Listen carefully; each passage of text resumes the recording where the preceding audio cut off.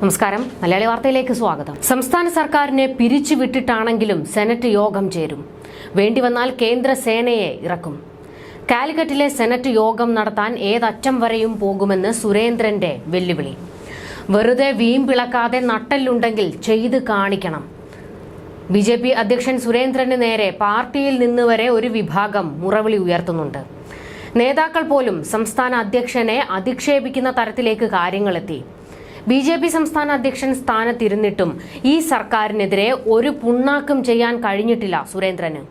BJPയെ സംബന്ധിച്ച് ഏറ്റവും വലിയ അടിയാണ് ഗവർണർ വിഷയത്തിൽ കിട്ടിയത്.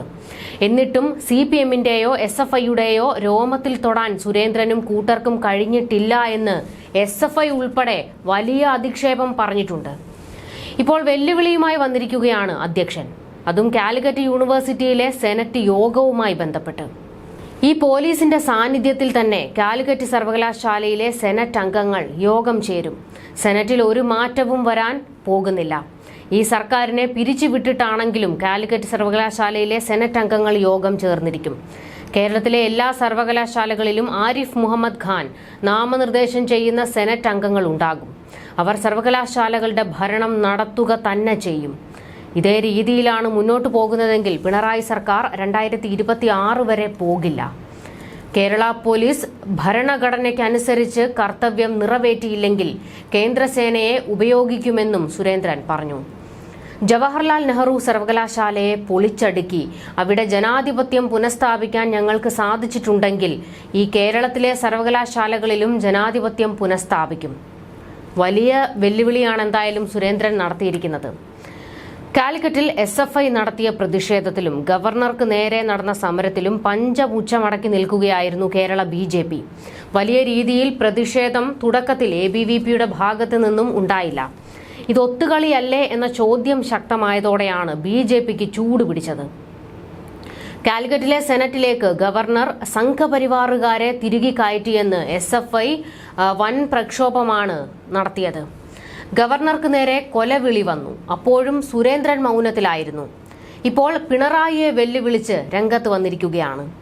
വെറും ഷോ എന്ന തരത്തിൽ ഇതിനെ വ്യാഖ്യാനിക്കപ്പെടുകയും ചെയ്യുന്നുണ്ട്. സംസ്ഥാന സർക്കാരിനെ പിരിച്ചുവിട്ടിട്ടാണെങ്കിലും സെനറ്റ് യോഗം ചേരുമെന്നാണ് സുരേന്ദ്രന്റെ വെല്ലുവിളി. വേണ്ടിവന്നാൽ കേന്ദ്ര സേനയെ ഇറക്കുമെന്നുവരെ ഇപ്പോൾ പറഞ്ഞിട്ടുണ്ട്. കേന്ദ്രസേനയെ ഇറക്കേണ്ട സാഹചര്യം ഉണ്ടായിരുന്നു ഗവർണർ വിഷയത്തിൽ. പക്ഷേ അപ്പോഴൊന്നും ചെയ്യാതെ ഇപ്പോൾ വന്നിരുന്ന് എന്തിനീ ഗീർവാണം വിടുന്നു എന്ന് ചോദിച്ചാൽ അത് നമുക്ക് മനസ്സിലാകുന്നില്ല. എന്നാൽ സുരേന്ദ്രന്റെ വെല്ലുവിളി ഏറ്റില്ലെന്ന് തെളിയിക്കുന്നതാണ് കാലിക്കറ്റിൽ വീണ്ടും നടന്ന അക്രമം. പുനഃസംഘടിപ്പിക്കപ്പെട്ട കാലിക്കറ്റ് സർവകലാശാലയുടെ ആദ്യ സെനറ്റ് യോഗം ബഹളത്തിൽ കലാശിച്ചു. Vice chancellor doctor MK Jayaraj യോഗത്തിൽ നിന്ന് ഇറങ്ങിപ്പോയി. കാലിക്കറ്റ് സർവകലാശാലയിൽ ഇപ്പോൾ രാഷ്ട്രീയമാണ് അരങ്ങേറുന്നത്. SFIയുടെ വെല്ലുവിളി ഏറ്റെടുത്ത് ഗവർണർ കാലിക്കറ്റിൽ കാലുകുത്തിയതോടെ ഇപ്പോൾ തിളച്ചുമറിയുന്നത് രാഷ്ട്രീയം മാത്രമാണ്. ആർഷ ഉൾപ്പെടെ SFIയുടെ നേതാക്കളെല്ലാം രംഗത്ത് വന്ന് ഗവർണറെ വലിയ രീതിയിൽ വെല്ലുവിളിച്ചിരുന്നു.